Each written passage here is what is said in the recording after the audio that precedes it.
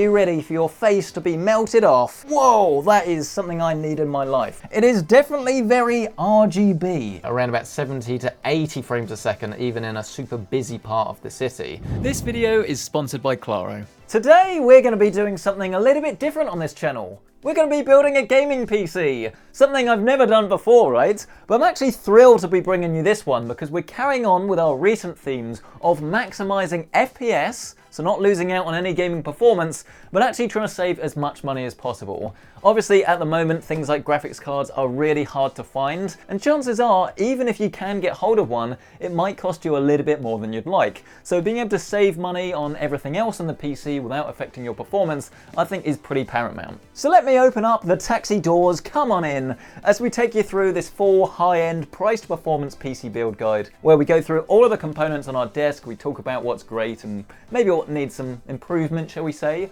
We talk about the build process, how easy it is to put together, and of course those all-important gameplay benchmark numbers, so you know exactly what to expect if you do put something like this together yourself. Let's kick off by talking about the ways that you can actually maximize value and save yourself a whole bunch of money. And realistically, the way to do that in 2021 is to actually go for an Intel build.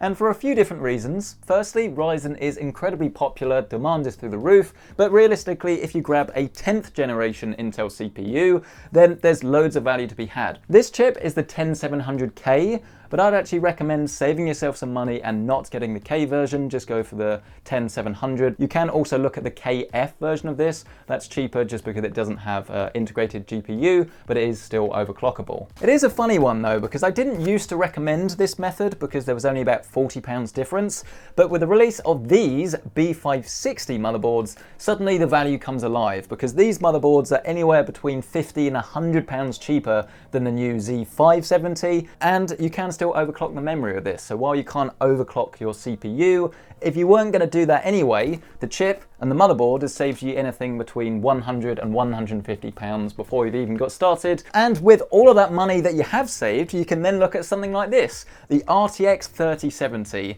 And this is a fantastic graphics card when it comes to pretty much everything, to be honest with you. Yes, it won't be able to do 8K gaming, but there's not really that much beside that it won't have a fair old crack at. And I'm not specifically recommending this one. I personally would probably stick with the Founders Edition, but it is nice to do something a little bit different with these builds. I can't use the same graphics card all the time. You'd get bored if you're not already. Probably my favorite set of RAM at the moment, this is from Crucial. They sent this out a while back. This is a 3600 megahertz kit of Ballistics RGB, and I love this because it's naturally quite low profile, which is great if you're using more of a tower CPU cooler. In terms of the SSD, obviously you're going to need to get a size that is appropriate for you, but this Rocket from Sabrent is pretty much the fan favorite at the moment because again, price to performance is fantastic. 500 gig should be more than enough for what most people need from a starter gaming PC. Just note that you will need to upgrade this feature as your game library grows. Pressing on with the world's easiest game of Jenga, we do have our power supply. This is 650 watts, which should be enough really for a 3070 build. Especially an Intel one, it will use a fair bit of juice, but this should be absolutely fine. This is a platinum rated power supply though, and they do have a slightly cheaper one, which I believe is gold rated. No matter what you do decide, please do go for one that is from a reputable brand. Don't skimp out and get something that's really high wattage but super cheap, because your PC quite literally might go bang. Probably not, but don't risk it. I'll tell you what, one of the most fun bits about building a gaming PC is actually when all of the parts do start lining up on your desk. They come one by one if you're ordering them by mail. You get really excited over something that is probably not that interesting. Something like this, which is our Air CPU cooler, and I love Cooler Master coolers. This is a Hyper 212, and this is pretty much a really nice balance for anyone that wants a PC that looks really good, isn't going to cost a huge sum of money, but then also has decent performance for the CPU as well. So because we're not overclocking, this should be fine for an i7, but it is something that we'll be testing a little bit later. We're also using an addressable Rgb Strip. These are really cheap and they do plug into the motherboard. And then because Deepcool were very cheeky when they supplied this case, they actually put one of these inside the box as well. This is an RGB graphics card holder, which I would imagine is not going to give you value for money, but as we have it, it would be a shame not to use it now, wouldn't it? Awesome stuff then. Let's crack on with this build after a short word from this video's sponsor. PC gaming is great, but it can get quite expensive. And the question that I get asked pretty much more than most is, how do you actually go about saving up enough money to get your gaming setup in the first place? Well, it doesn't matter what your financial goal is, big or small, Claro is here to help. Claro is a startup in the UK that's developing a digital financial coaching app that helps you make smarter financial decisions, grow your money, and meet your financial goals. We all know that saving isn't always easy, but one of the great things that the Claro app can do is analyze and categorize your spending habits, and then you'll be able to see firsthand exactly where you're spending on and where you can cut back. Claro also clearly explains all of the investment and savings options that are available to you, what they are, what they can do, along with the pros and cons of each choice. They'll then partner you with a real human financial coach that'll help you to build a personalized financial plan. Then you can make an informed decision about what works best for you to achieve your individual goals, whether that's saving for a house deposit, or of course, building that dream gaming PC. To be the first to know when Claro launches, it's claromoney.co.uk/PCcentric. Claro's also on a mission to bring ethical finances to everybody. So for every sign up, they'll actually protect 25 trees, which is very nice of them. So obviously in 2021 there is a lot of stuff going on at the moment with PC gaming, and graphics card news is not really been very great, but honestly I think one of the most underrated things about this year and about what's basically coming for gaming PCs is that they will get cheaper because of B560. Because there just aren't really that many differences between a Z590 board and a B560 other than that overclocking support, which most people just aren't going to use, so why are you paying potentially £100 for overclocking support? The one that we have here is MSI's Tomahawk. This is actually a lot better built, there's more stuff on it than the frankly cheaper board that I was using from ASRock. Still was very good, but there's definitely, as I say, more on this. Wi-Fi for one, you've got Wi-Fi 6, so this should be super fast into the future. You've got USB Type-C, 2.5 gig Ethernet, which is not bad for a more budget build, and then loads of USB-A for all of your PC gaming peripherals, keyboards, mice. The only real caveat is that if you're using this with an older generation CPU or an i3 11th generation chip or lower, then you won't be able to use this top slot at all. This is for Gen 4 on Rocket Lake. I do want to shout out with this motherboard that the VRMs on this thing are actually huge and heavy, and this is meant to be, you know, like a more budget-friendly board. So if you do want to stick an i9 in this thing, it should be absolutely fine. That is pretty boring. That's not normally something I talk about because most people just don't give a hoot, but I do in this instance, and if you don't like it, off you go. I'm joking, please watch, I need you. If you are still here, then thank you. Place your motherboard on top of the box, as it is a lot easier to build upon, and then grab your CPU. On this motherboard, you do have this little white ball indicator, and you line that up with the gold arrow that is on the chip itself. Then you lower down this little retention arm, press it in, and then this little protective cover should come off. Put this back in your motherboard box, and you're ready for the next step, which for us is going to be RAM. Random access memory. If you didn't know what it standed for, memory is RAM. Open up slots 2 and slots 4 by pushing these little levers down. There's only one right way of actually popping it in. Don't worry if you get it wrong, it should be obvious. Just lower it in, and now you can see it's the wrong way round. This little groove doesn't line up. So you just rotate it. I should get an award for that acting, because I actually did it wrong, but I made it look like it was all part of the plan. And that, ladies and gentlemen, is this channel in a nutshell. If you're new here, do get subscribed. It's so much fun. I find it fascinating just how small these SSDs are. I mean, it's about the size of your finger, yet this has all of your games, all of your operating system, everything on it. And these can actually go up to, I think it's 8 terabytes. And I bet you think this next step is going to be easy. You're going to grab your screwdriver. You're going to start trying to actually take some of these out. And you're going to look silly because it's too big. You need a slightly smaller screwdriver to do it. Ha! Wrong. I am such a pleasant individual, aren't I? Remove the film that quite cleverly says remove. Grab your SSD and then plug it in. People say PC building's hard, but it's not. It's just time consuming and sometimes can be a little bit frustrating. But this essentially for a lot of people is almost ready to go inside the case. The last thing we need to do is actually put the CPU cooler on this, because again, while it is going to look quite big and a bit silly, it's much easier to do all of this on the box and then place it into your case. From my recollection, this is actually quite an easy CPU cooler to install. It's not particularly huge, but you can expand it with 2 fans a little bit later if you want. And I guarantee that I can save most of you a whole bunch of time by telling you that you do actually need to do this upside down, have this underneath and then screw into the bracket rather than trying to do it any other way, with the whole unit then having these screws facing downwards so that this screws into the motherboard essentially, and then the fan just clips on the side. Really pretty simple stuff. So you just get your little Intel mounting piece, you put it on the back, lay it down flat on top of your board. This cooler then comes with these 4 little mounting posts that you just attach onto those little screws that you've already poked through. Do give them a good tighten with the little attachment that you get in the box, but please don't over tighten this, as I've actually broken some AMD mounting hardware for this cooler by over screwing, so you don't want to do that. Then you can grab your thermal paste and place well, you can do a cross, you can do a pea-sized amount. There's a few different ways of doing it.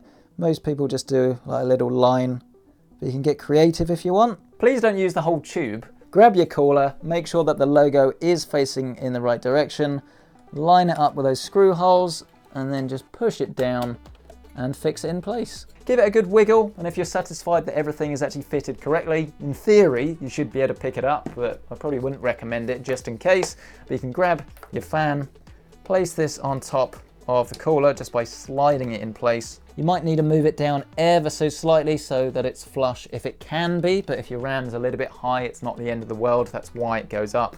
It is by design. Find where it says CPU fan. It should be right next to your CPU, and then just push this little connection on until it's tight. The RGB should be pretty close. Here it says JRGB2. You do have to make sure that the arrow lines up with the arrow or the white dot that's on the board, as you can plug this in the wrong way round, which I think means now turning to our case. And this is going to be a little bit of a close competition, I think, because this is very similar in price to some of...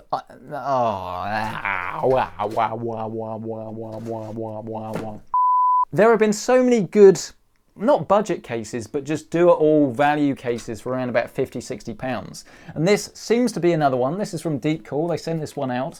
So let's have a proper look at this thing then. It's not exactly the heaviest case in the world. We've not got any cable grommets on the inside to make it look nice, neat and tidy, but if you're using a modular power supply, it shouldn't be the end of the world, to be honest with you. You do have some hard drive cages down the bottom if you want to go a little bit old school, but fundamentally it does look like you do get 4 RGB fans as standard. There is a ton of airflow though. I mean, look, you've got mesh on the top, on the front, and you've actually got a 120 fitted at the back as standard as well. So even if you wanted to do something a little bit more crazy and out there, you should be all right. A little bit strange, but they don't actually put all of the standoffs in. They've got 2 rows, but then you need to put the 3rd row in, which I don't really understand because they've catered to nobody. Why not just do it for one or the other? I guess it's because this supports eATX, but if you're spending that much on a motherboard, are you really going to be looking at a £50 case?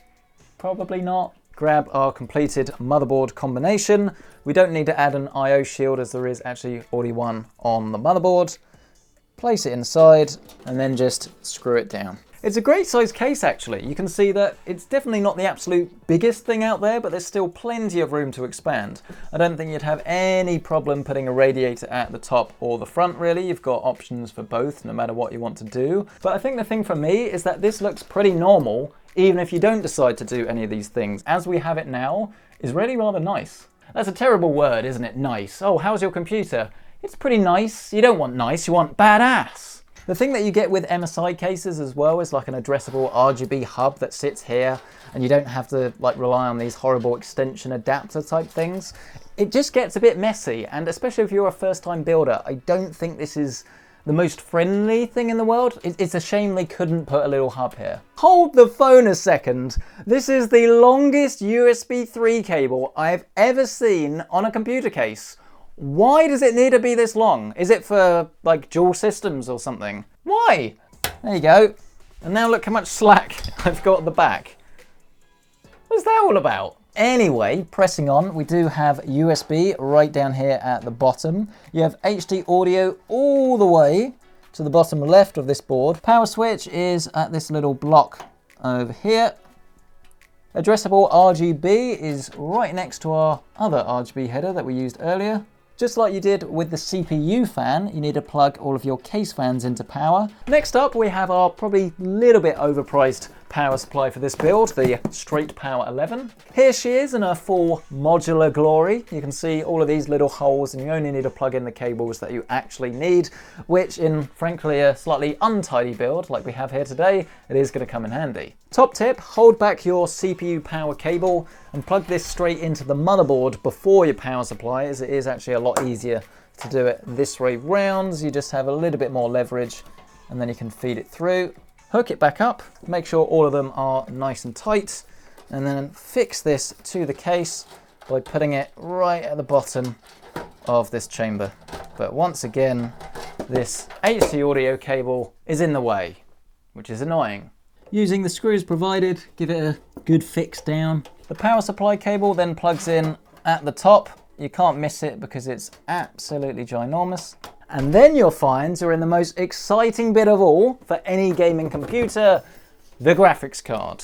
The GameRock from Palette that I'm telling you is going to blow your mind and probably your wallet. We're doing Indiana Jones. Are you ready for your face to be melted off? Here we go, the 3070 GameRock. If you've never seen this before, 90% of you are probably thinking, what on earth is that? The other 10% are like, whoa, that is something I need in my life. Don't spend like a crazy amount on the cooling solution, because then you're getting into 3080 territory. It's not so bad with the 3070, but to maximize price to performance, something like this is very over the top. Only go for this if you're dead set on that look, which, let's be honest, I think most people watching this probably aren't, but it's cool. The next step is to remove these little PCIe, I call them brackets, but they're more just bits of metal that bend out of the case. Then you can grab your ridiculously over-the-top 3070, and then when you're ready, give it a good click. Now that was satisfying. Grab your PCIe cables for your graphics card and give those a plug in. And then last but certainly not least, we have the GH01A-RGB graphics card holder. Hooray! I mean, it does look like it will definitely do the job, but I'm not really sure whether you need it, to be honest with you. If you do, sure. And then one last finishing flourish, the trusty Rgb Strip that is definitely worth buying because they're cheap and do make a big difference.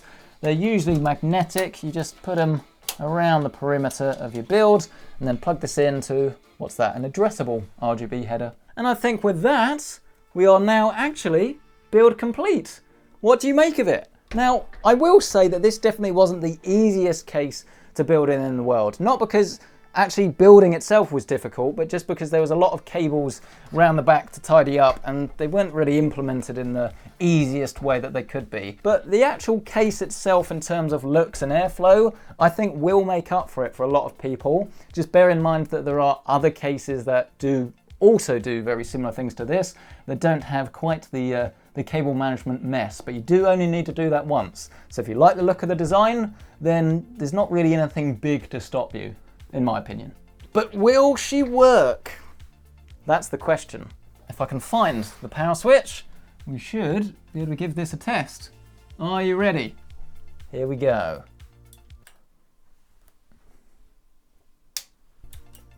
Yes! That was a bit of an over-celebration for it lighting up, but it does light up. It is definitely very RGB. Everything about this is bright, it is vivid, and if you are after maximum RGB for your money, then clearly a case that comes with 4 as standard is not a bad thing at all. That RGB strip along the front does make a big difference as well. No sign on the monitor though. What's going on there?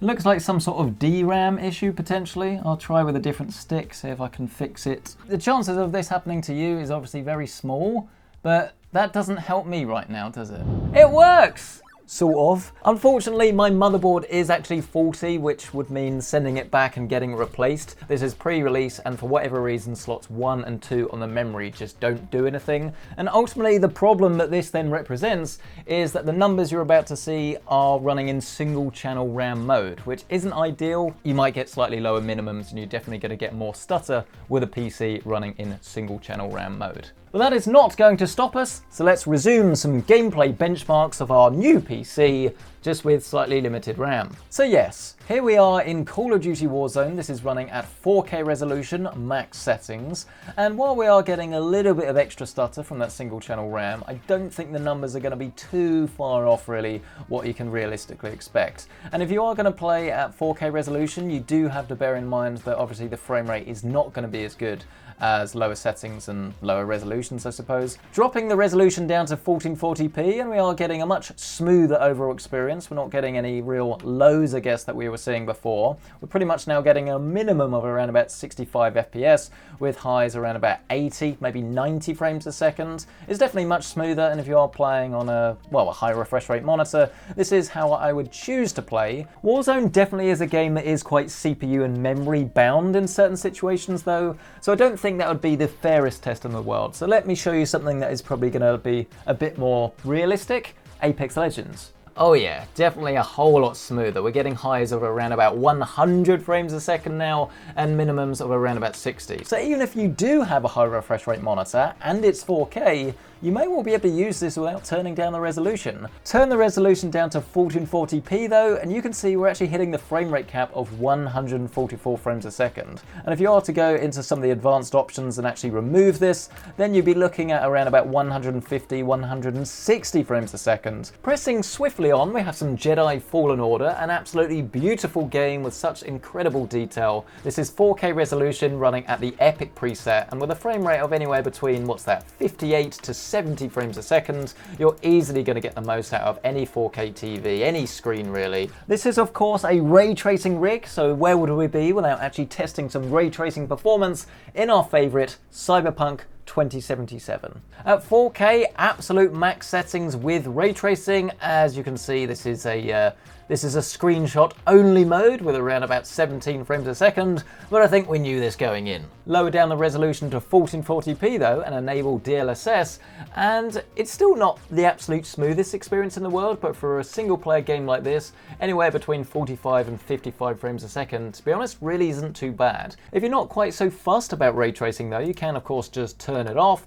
and I would expect our frame rate to be much higher, around about 70 to 80 frames a second, even in a super busy part of the city. That was a pretty enjoyable little gaming session actually, I enjoyed that, and it does go to show that even with, I guess, slightly not optimal memory, 3 out of the 4 games, I don't really think I could tell much of a difference, to be honest with you. Definitely would not recommend it for Warzone, but the other 3 titles seem to be pretty much fine, to be honest with you. It's a bit of a weird one, because this is not the perfect PC that I sort of hoped, I guess. CPU cooler, definitely very good. Noise levels were absolutely fine. The RAM, assuming you can get a decent motherboard, great. The motherboard itself, I think, offers fantastic value for money. The graphics card, though, I honestly had forgotten not quite how loud it is, because it's not like a rocket, but it's definitely a lot louder than most of the other 3070s that I've tested. The power supply as well, it's pretty annoying if you go for this case because you've got a barcode at the bottom which doesn't look very sightly, and I think around about £120 for a power supply is probably a little bit too much for a rig that we're trying to build here. You can save a little bit more money and go for something else. But ultimately, i7 CPU, B560, 3070 is a brilliant pairing, and if you are trying to save money, then clearly there are many ways you can do it. I would absolutely love to hear from you on this one. What do you like about this build? What do you not? Would you love to see this maybe redone with proper working memory? If you do want to check out current pricing on this, or maybe some more information on any of the components that were featured, then as always you can find Amazon affiliate links listed down below that will give you all of the details. Do smash the like button if you've enjoyed this video, it honestly helps out so much you wouldn't believe. And of course, get subscribed for some more PC-centric. Who wouldn't want that? Thank you so much for checking it out. I really appreciate it. I'll catch you in the next one. What's the time? 20 to 9. That's dinner time.